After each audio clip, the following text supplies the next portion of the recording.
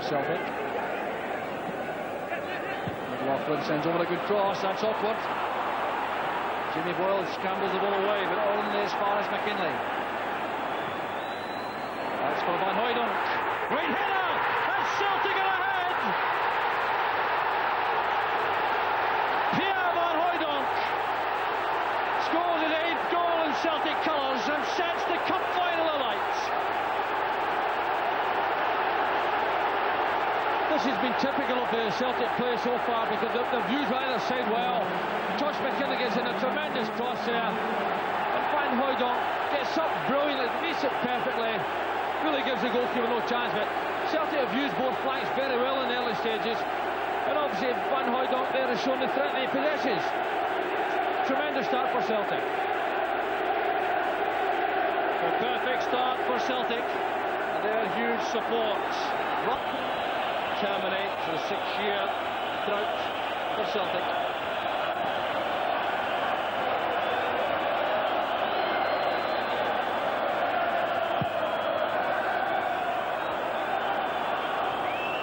Jack with Faulkner.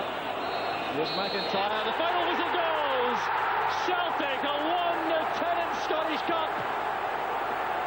Tommy Bonds goes straight to Alec MacDonald. It certainly wasn't a classy, distinguished performance, but that doesn't matter to Paul McStay.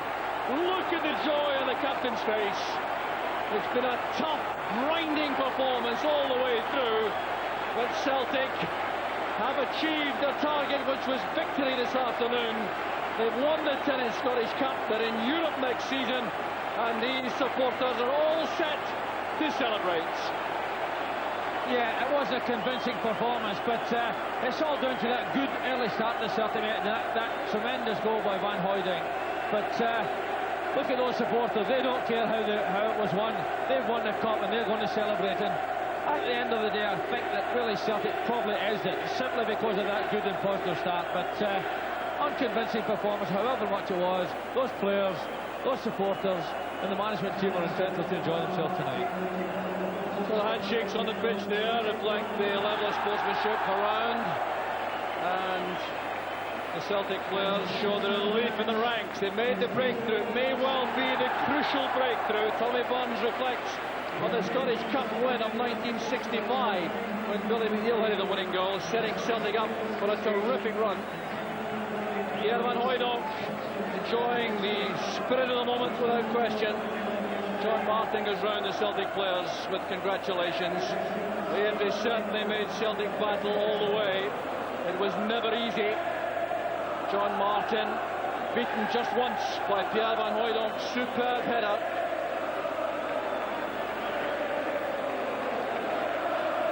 So there's Tony Mowbray on to celebrate. A lot of the Celtic squad players join in. Charlie Nicholas is there.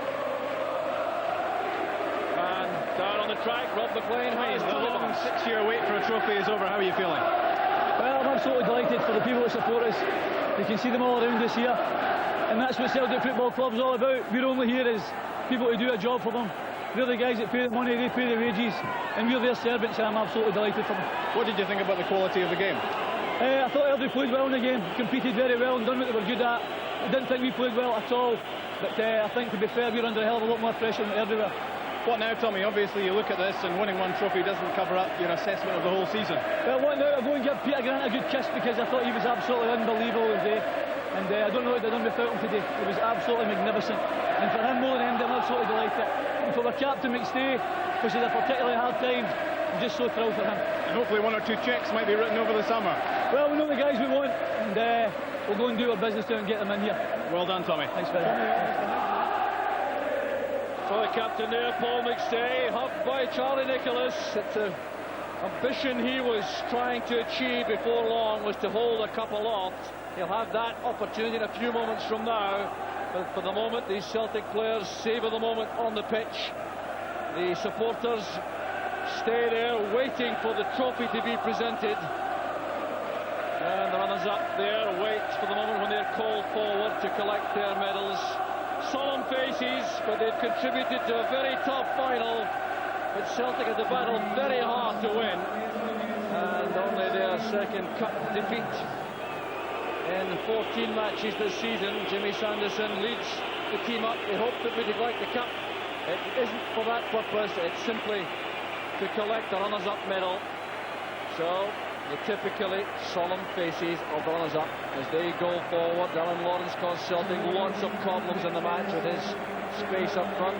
Her Royal Highness the Duchess of Kent waits there, applauding Airdrie. Forward to collect their medals. Angus Meldrum on the left of the picture, the managing director of Tennant Caledonian Breweries, the sponsors. So Jimmy Sanderson receives his runners-up medal and a kiss from Her Royal Highness. As the players go through, not too many smiles, as you would imagine. They've lost a cup final they thought they could win. Moment of disappointment, but they have contributed hugely this season in the fabric of Scottish football. Semi-final of the Coca-Cola Cup, a challenge for promotion in the First Division. They won the B&Q Cup, runners-up in the Tennant Scottish Cup.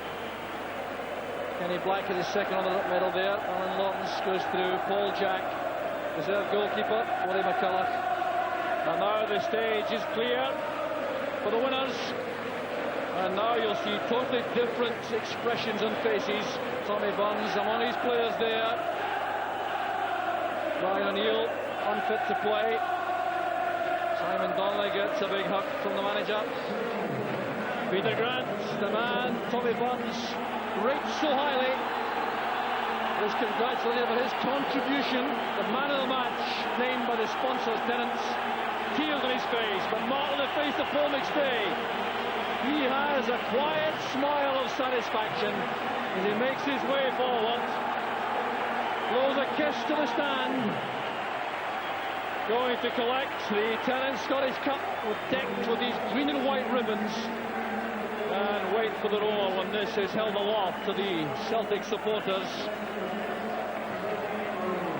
So it's a long way up as he's congratulated by so many people on the way.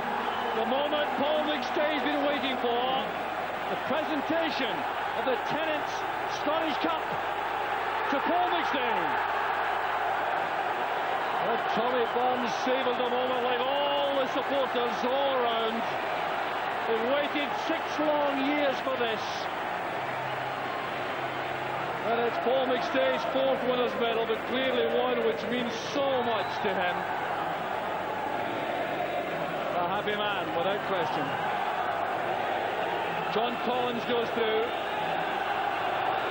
Willie Faulkner. Bill O'Donnell's been there before in Motherwell colours, and so too is Tom Boyd. In fact, he held that trophy aloft as captain of Motherwell in '91. Mark McNally, a late call-up to the final. It's a fairy tale for him. Through there to Rudy Barta, and then young Simon Donnelly, the youngest player in the side. And Brian McLaughlin, another moment he'll never forget. And toward the end, Peter Grant gives a special cheer from the Celtic supporters for his contribution. And there's the goal scorer, Pierre Van Hooydonk, to leave the field before half-time.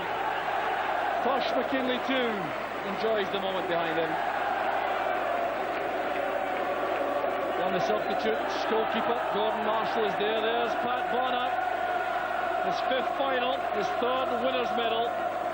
He was freed a year ago, remember, by Lou Macari when he was manager of Celtic, and then was brought back to Celtic Park by Tommy Burns. He'll take the plinth also. So, packed there as he comes down the steps. Tommy Burns waiting there to receive that trophy. The final of the Coca-Cola Cup, the winner of the Tennant Scottish Cup. And the players back now to the field as Peter Grant is presented with his Man of the Match award. Being presented down below us right now. Peter Grant, the scarf round his neck, as Paul McStay has.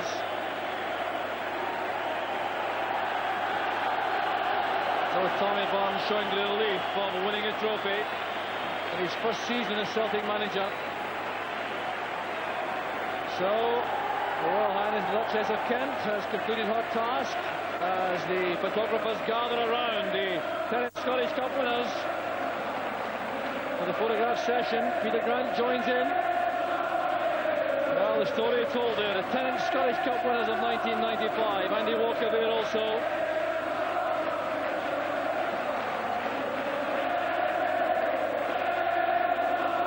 Well, the Scottish Cup held aloft there by these triumphant Celtic players. The manager's joy is plain for all to see. And now the lap of honour begins. The players head off there to salute their supporters.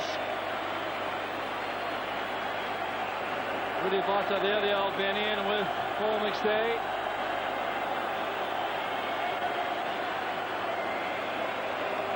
The photographers still want more opportunities. Well, the relief and joy in the face of Paul McStay tells its own story. Such an important player for so long. A record-breaking cap winner among Celtic players.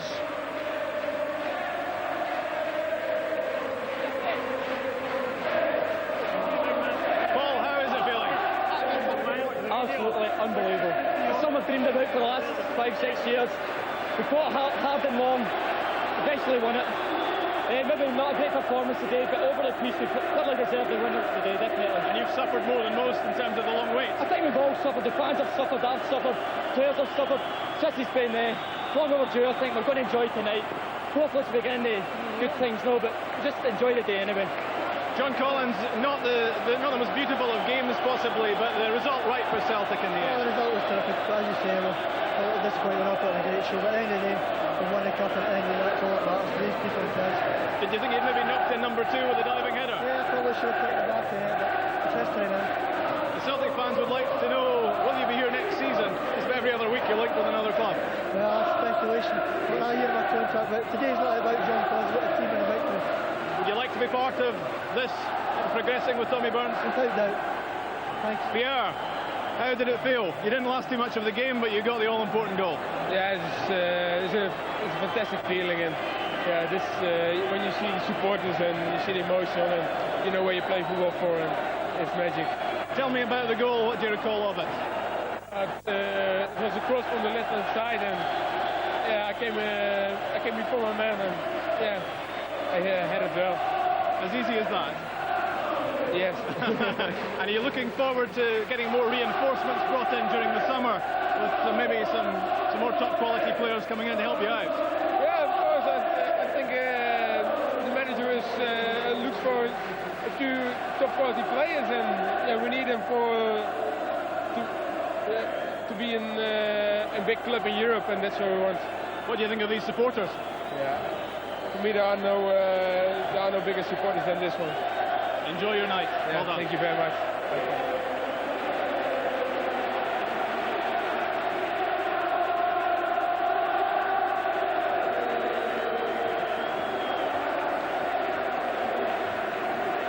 So Charlie Nicholas there going round to enjoy the celebration with these Celtic players. And not one Celtic supporter, I'm sure, has left the stadium. Tommy Burns looking up for faces in the stand, waving down some others to join. Willie McStay there walking towards the camera. Paul McStay's brother, youth coach at Celtic Park, who was in the side in 1985 with Paul, which won the Scottish Cup. And a very important control contribution made this season by Billy Stark, the Celtic assistant manager. So highly respected, and in that management team with Tommy Burns. Well, I don't know where the Mexican hat came from for Rudy Vata. Close up with the trophy for these Celtic supporters.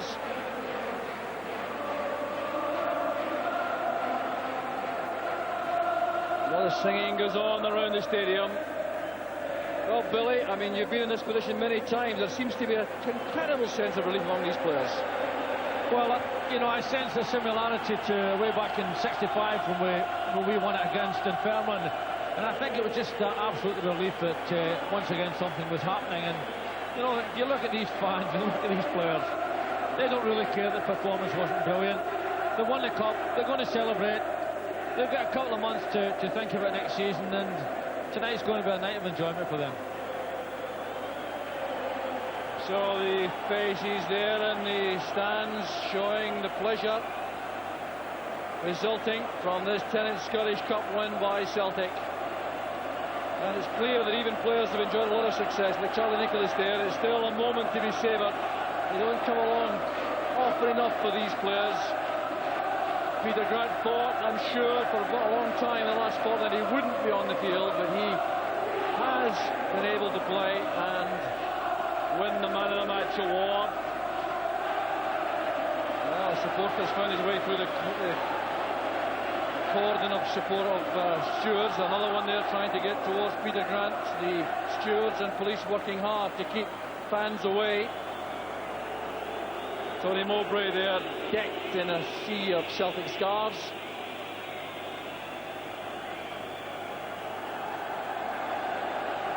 Well, now the ladies being allowed down now to join in the celebrations. Wives and girlfriends are there.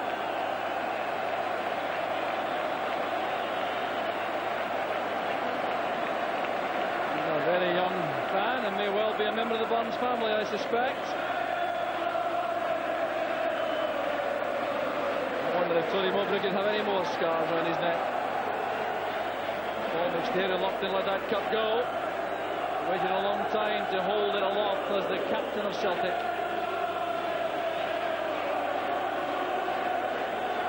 Now coming to the main stand, the south stand at Hampden, and going towards the disabled supporters. And now he will part with the cup. So the Celtic players, I'm sure, will take considerable time here to enhance the occasion for these supporters in their wheelchairs.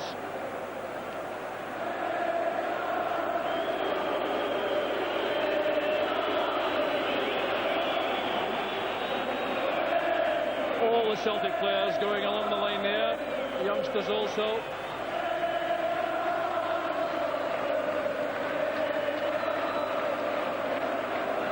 There'll be no rush about this part of the proceedings from these Celtic players. Always a feature of finals like this, to take time.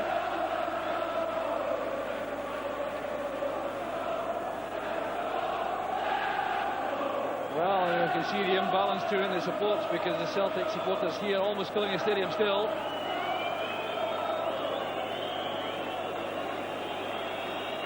So Paul McStay showing the cup to the supporters there.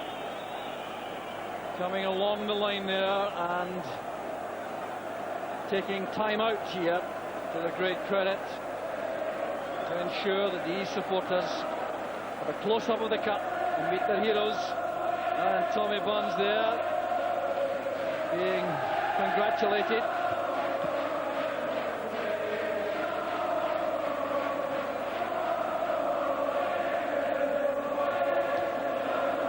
So Mark McNally there could scarcely believe he would play in the cup final after being out of the side for 3 months. He had a sub in a recent match but didn't get on and hasn't been involved too often since Brian O'Neill's partnership with Tom Boyd developed in central defence. Photographer still waiting and still taking photographs there of the players with these supporters. And there's the sea of green and white around Hampden. And I suspect they might stay here all night if the players would stay.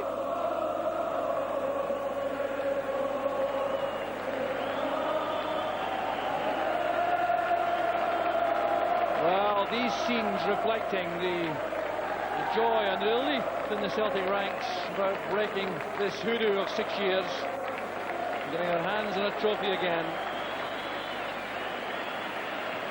Held aloft once again. Mark McNally now has his chance as he holds the trophy aloft to the rivers. All ladies have appeared down on the track below us here.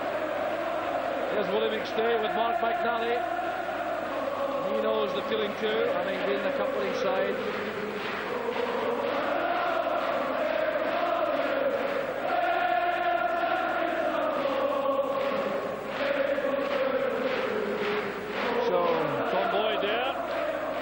Same feeling with a Motherwell side of 1991. Pierre van Hooijdonk is There also, the man who scored the winning goal. It's Celtic who are enjoying the occasion to the full now. They've won the Tennis Scottish Cup with a grinding performance against a dogged every side, and the celebrations will go on for some time. Yes, incredible outpourings of emotion from the Celtic fans. We're going to celebrate, they're singing. Not one has moved since the final whistle blew, and all the pent-up frustration of 6 years without a trophy finally let loose, and a great outpouring of joy. And one has to feel for them, Alec. It's been a long time, and today it has all come good at last.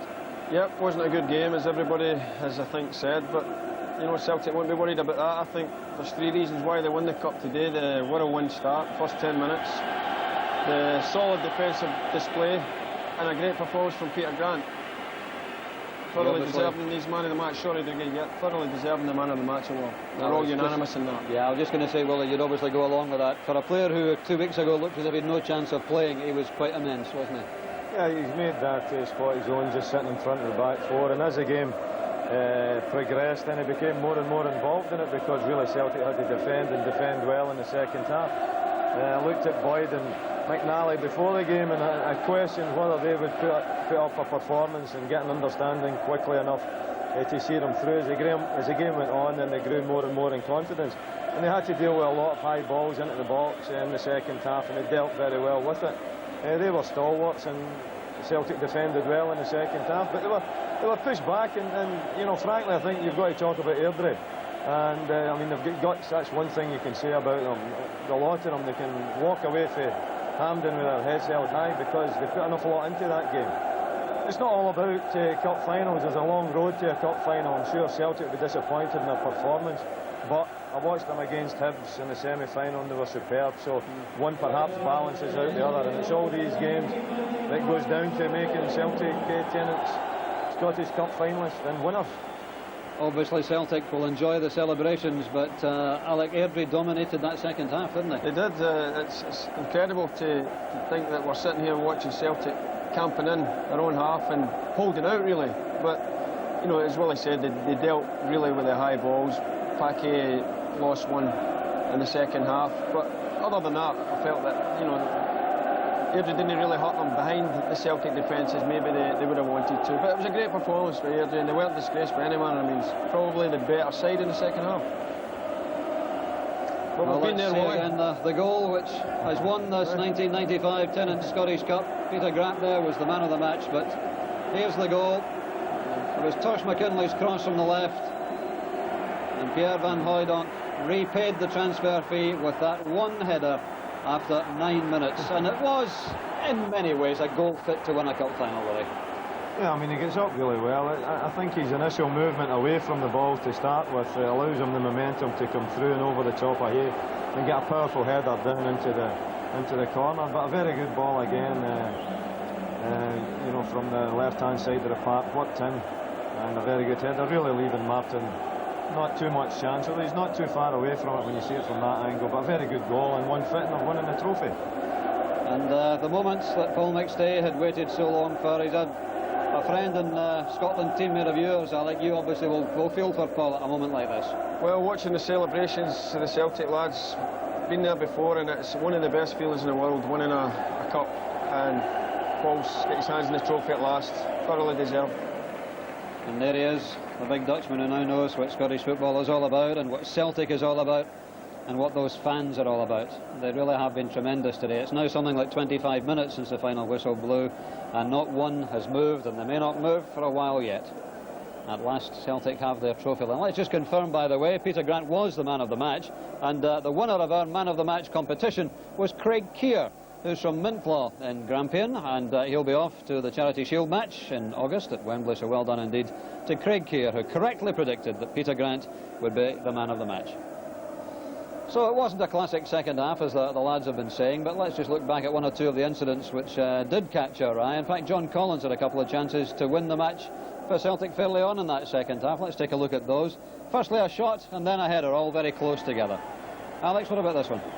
Yeah, just a direct run by John, and he's got a powerful shot in him on his left foot, and I thought it was going over at first, but John Martin's, you know, better safe than sorry, and he's just touched it over for the corner.